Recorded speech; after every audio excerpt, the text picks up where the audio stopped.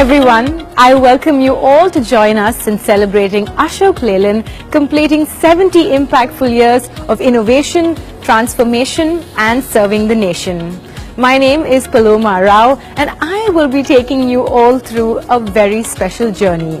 A journey that began right here in Chennai in 1948 and went on to revolutionize the country's automobile industry, moving the country and the economy forward.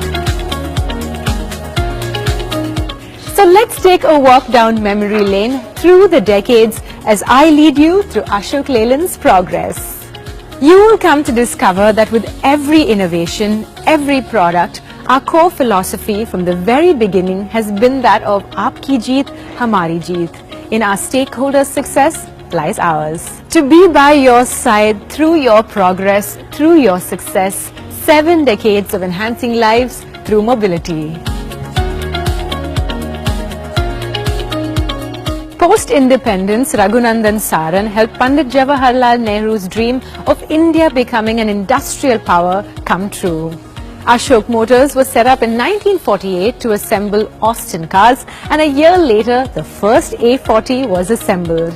Mr. Saran had a larger vision though. He wanted to empower the whole nation by giving them access to mobility. He set in motion the wheels of a partnership that would change the course of India's automobile industry. A collaboration was set up between Ashok Motors and British Leyland to exclusively import, assemble and progressively manufacture trucks.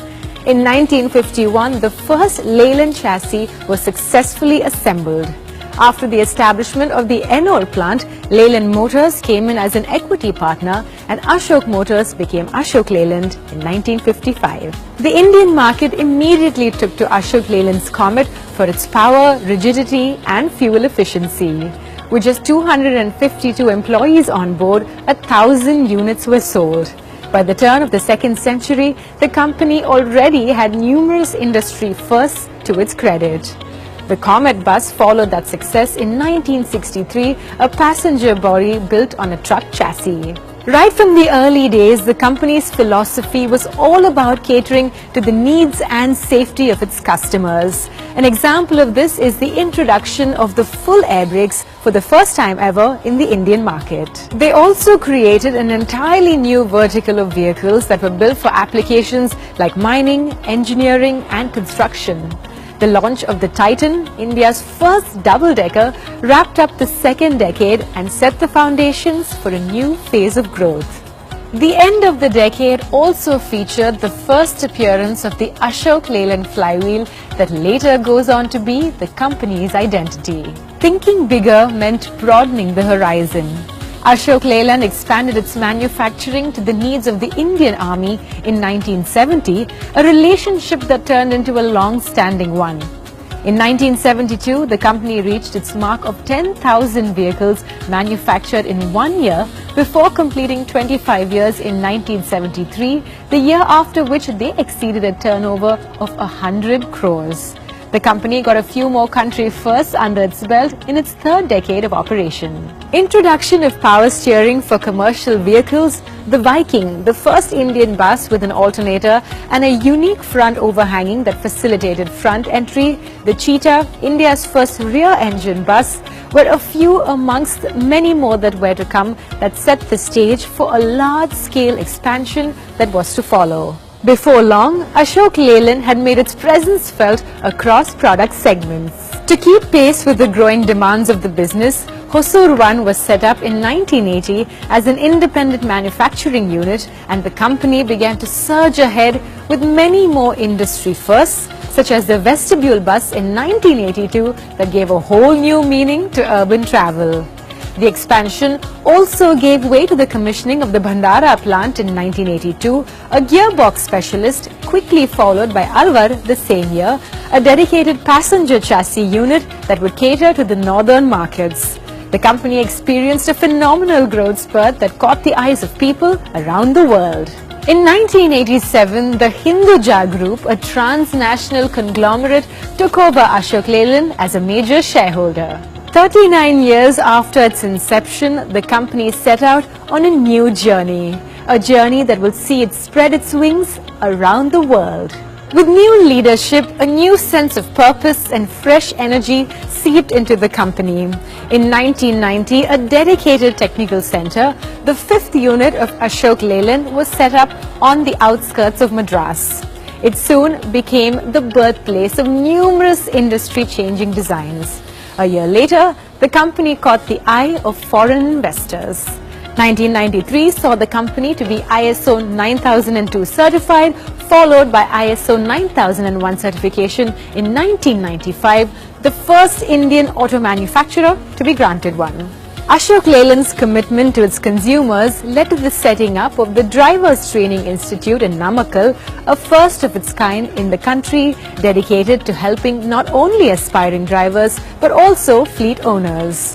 The company's expansion continued with Hosur too, which has a dedicated line for the manufacturing of army vehicles. The stallion resulted in Ashok Leyland being the largest logistics supplier for the Indian Army. The year 1997 was an especially eventful one for the company through the launches of India's first CNG buses. 1998 marked the completion of 5 monumental decades, a golden milestone for Ashok Leyland. The company's futuristic vision motivated it to develop cleaner and greener vehicles, launching India's first hybrid electric bus in 2002 and BS3 engines in 2005. The company's philosophy of Aapki Jeet, Hamari Jeet took to the stag being flagged off by the then Prime Minister Dr. Manmohan Singh and becoming the first bus ride into Pakistan from India. The company took another step out into the international market by being granted permission to set up a unit in Ras Al Khaimah, the only commercial vehicle manufacturer to have an assembly plant in the UAE, setting the tone for a decade of global expansion that was to follow. In 2010, the Pantnagar plant was set up with ultra-modern infrastructure and processes to make sure that the company's innovations kept up with the international needs in addition to the ones at home. With Mr. Dheeraj Hinduja taking the baton as the youngest chairperson of the company, Ashok Leyland further went on to introduce many industry firsts such as the world's first front-engine fully flat floor bus, the Jan bus in 2012, India's first Euro 6 compliant truck, India's first rollover compliant school bus Sunshine with iAlert in the year of 2016. The company also focused on taking its green initiative forward by owning Optare as a subsidiary in the UK, which will be manufacturing the world's first zero-emission electric double-decker for the London City bus fleet. Along with its global reach came global recognition. Ashok Leyland's world-class quality control was internationally recognized when the Pantnagar plant won the Deming Prize in 2016, followed by the Hosur plant receiving the honor in 2017. Over the decades, Ashok Leyland has also taken up an interest in giving back to the community through programs such as the Road to School and other green initiatives that help better the environment. The 7 decades have seen the company grow from a car assembling unit to becoming a leader in the commercial vehicle sector. The 12th largest manufacturer of trucks worldwide, the 4th largest manufacturer of buses globally, the 2nd largest manufacturer of commercial vehicles in India. Through this journey, we have learnt, among many things, the importance of giving back to society, the importance of Aapki Jeet, Hamari Jeet. Our products touch the lives of millions of people every day. And to us, these numbers are not just a measure of achievement, but a reminder of the responsibility that we hold towards the people we serve. As we turn 70, we salute the nation and its people for helping us reach where we are. We strive to continue touching lives and winning hearts in our way forward.